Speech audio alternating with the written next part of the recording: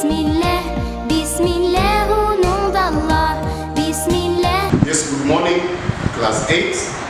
Welcome back to our second session. That is the second phase of the online learning.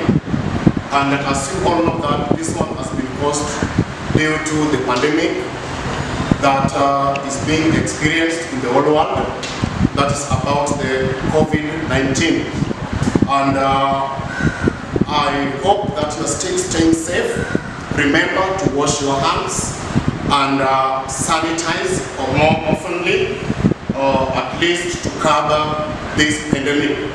So today I want us to continue from where we left in the last session. That's the last phase. And we were talking about the resources and economic activities, where we looked at the industries, we looked at the transport, and today I want us to look at communication. I want us to look at communication. And we start by defining what communication is. What is communication? Communication is the sending and receiving of messages or information from one place or person to another. The receiving and sending of the messages or information from one place or person to another. Then, when we are going to look at this subtopic, the communication, we want to look at the reasons as to why we communicate. Why do we communicate? One of the reasons why we communicate is to inform. We inform people on certain information. 2, we communicate to educate. Like what I'm doing now.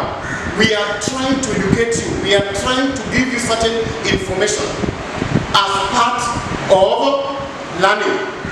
Then, number 3, we also communicate to entertain, to give entertainment. So, communication, the reasons as to why we communicate: 1 is to inform, 2 to educate, to give education, 3 to entertain.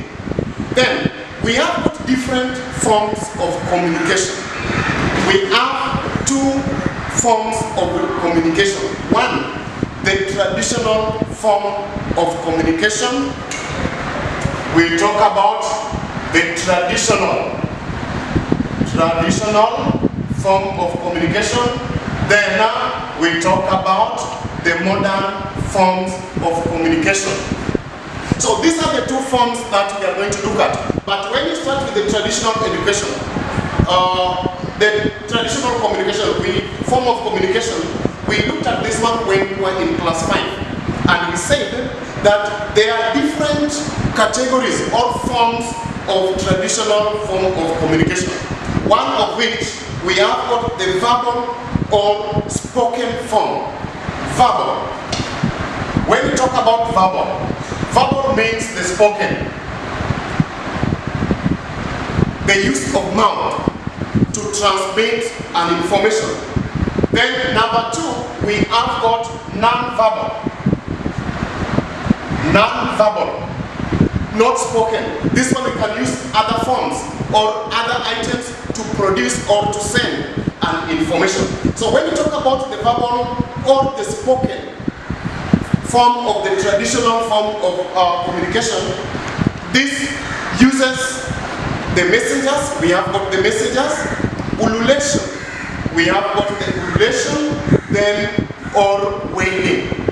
And when we talk about messengers, these were the people. These were the people that were used to transmit certain information from one place to another, or from one person to another. Then ululation. So these ones were used in 2 occasions. We have got the ululation that was used during the happy moments, more so during the wedding. We talk about the weddings. There are those ululations that are produced during weddings, and these ones are used to show the happiness among the people. Then we had also sad occasion. We have got the sad ululations, and these ones are used to express the feeling, the sad feelings, and this one were used generally during the funerals. So when you talk about ululation, this one implies that there's those ones that were used during the happy occasions and those ones which were used during the sad occasions. Then we have got the non-verbal. Under the non-verbal, we have got the drum beating. We have the drum beating. We have got the blowing of the horns. The blowing of the horns and the use of the smokes. So these ones were some of the forms of communications which were used in the past. And in our normal situations, you might be asked about a form of communication, that's the traditional form of communication that can be used to transmit or to transmit the information in a long distances. So when we talk about the form of the traditional form of communication that can be used to transmit information in longer distances, we talk about the use of messengers. Use of the messengers. They were the people who are being used to send information to very far places. So get that one in any time that you are asked a question asking about the mode of communication that was used to transfer or to transmit information to far distances or to far places, we talk about the use of the messengers. Then we go to the modern forms of communication. And when we talk about the modern, these are what we are using currently. These are some of the things, the means that we are using, the forms that we are using to relay information currently. And they are grouped into three. One, we have got the print media. We have the print media. So when we talk about the print media, these ones are used, the information are produced or are relayed in form of the print outs. Then we have got electronic media. This is where the informations are relayed electronically. Then finally, the use of the postal services. So let us start with the first one, which is the print media. Let's start with the first one, which is the print media. Under the print media, so we find that they offer communication through printouts. They offer communication through printouts. That one can be done on a piece of paper, like the exams that we usually do. That is what we call the printouts. And the examples of the print media includes, we have got the newspapers, we have got the newspapers, we have got the magazines, we have the books, we have the letters. Then when you talk about the newspaper, there's a slight difference between a newspaper and a magazine. Newspapers are those ones that are produced daily. They are those papers that are produced daily. For instance, in our country, we have got the Daily Nation. We have got the Daily Nation. We have got the Standards. We have got the Standards. Then we also have Taifa Leo. We can have Taifa Leo, which happen to have some. So happen to have the Taifa Leo. So this is an example of a newspaper, Taifa Leo. Then another one that I have also is the Standard. So the Standard, these ones are produced daily, on a daily basis. So Monday there is a Standard newspaper, Tuesday, Wednesday, up to Sunday. So they are produced daily.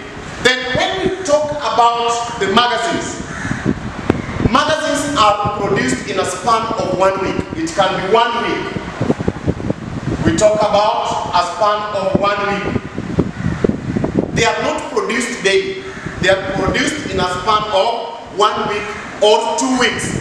For example, For those people who love sports and they want to get the sport news, we talk about Mwanaspoti. We have got Mwanaspoti. Mwanaspoti is produced generally every Tuesday and I think on Saturdays. So in further now, they are not produced on a daily basis. Then we also have another one called Education Newspaper. Education Newspaper is also produced in a span of 1 or 2 weeks. So that's generally the difference between the newspaper and the magazines. So when you are asked by anybody to give the difference between a newspaper and a magazine, you will be in a position to tell. I've just said newspapers are produced on a daily basis, while magazines are produced maybe after 2 or 1 week. Then others, we have got the books that we usually read, the one that we have. Then we have the letters. Then number 2, we talk about electronic media. So we further now, there are 2 forms under which the electronic submission or transmission of the messages can be done is through the audio. And when we talk about audio, in audio, we can only listen. We can only listen to the information that is being passed, but we cannot see the person giving the information. And that one can be done through the radio. We have the radio. We can't see those people who are talking in the radio, but we can hear whatever they are saying. Number 2, we have got the mobile phones. When you are calling somebody on a phone, you can only listen to what the person is saying, but you cannot necessarily see the person. Then we also have the emails, and also we have got the telephones. So those are the examples of the audio forms of transmitting information electronically. Then the second form is audio visual. We talk about audio visual. Audio, you can listen or you can hear the person talking. Then visual means you can see the person who you are talking to or the person who is trying to send a certain information. And this one can generally be seen in the television. We can see this one through the television, and also there are some applications in the mobile phones. Like when we talk about the emo, we talk about the video chatting. So those ones, they are applications that are found in the mobile phones that you can communicate to somebody and you can be able to see the person you are communicating with. And also this one can also be applied in the use of the computers. So there are some things that you can download in the computer, and as the person speaks, you can also be able to see the person who is speaking. Then, lastly, we look at the Postal Services. We talk about the Postal Services. And when we talk about the Postal Services, it is offered by the Postal Corporation of Kenya, the one that everybody knows as Postal.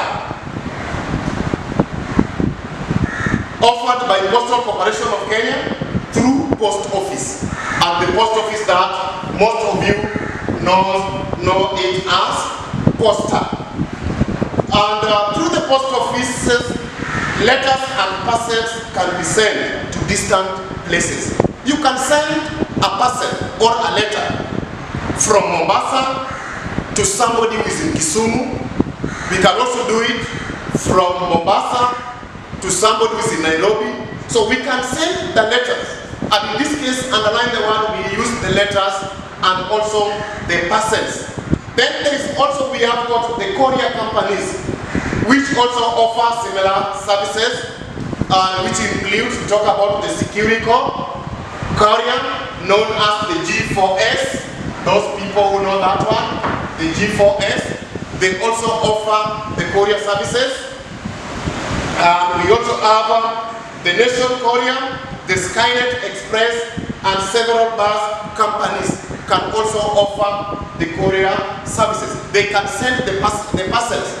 People can send the parcels and receive those parcels using the bus stations. Now, after looking at that one, we also realize that there are challenges that is facing the communication sector. We have got the challenges or problems facing communication sector, mostly in Kenya. We find that now there are several problems that we are facing as a country in terms of communication, and one of the problems that we are facing is inadequate funds to repair or acquire the communication gadgets. Let's talk about the communication gadgets such as the phones. We have the phones. So we find that now there are some people who cannot manage to acquire phones because of their living standards.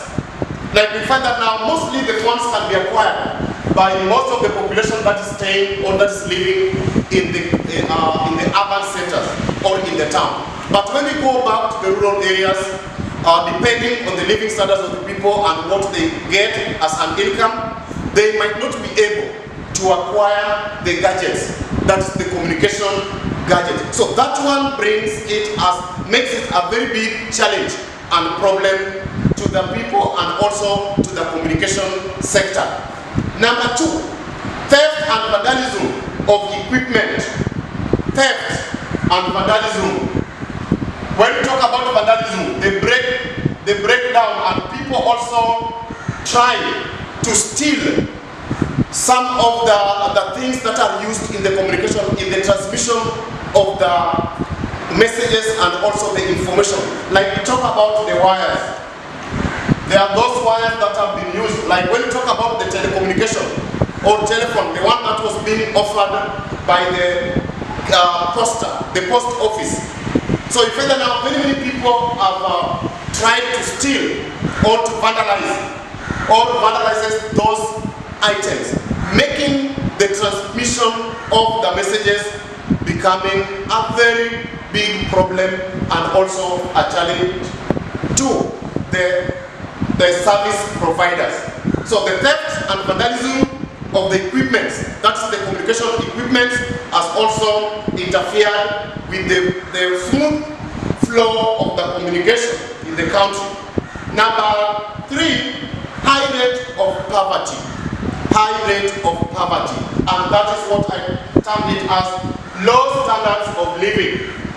Low standards of living. Low standards of living.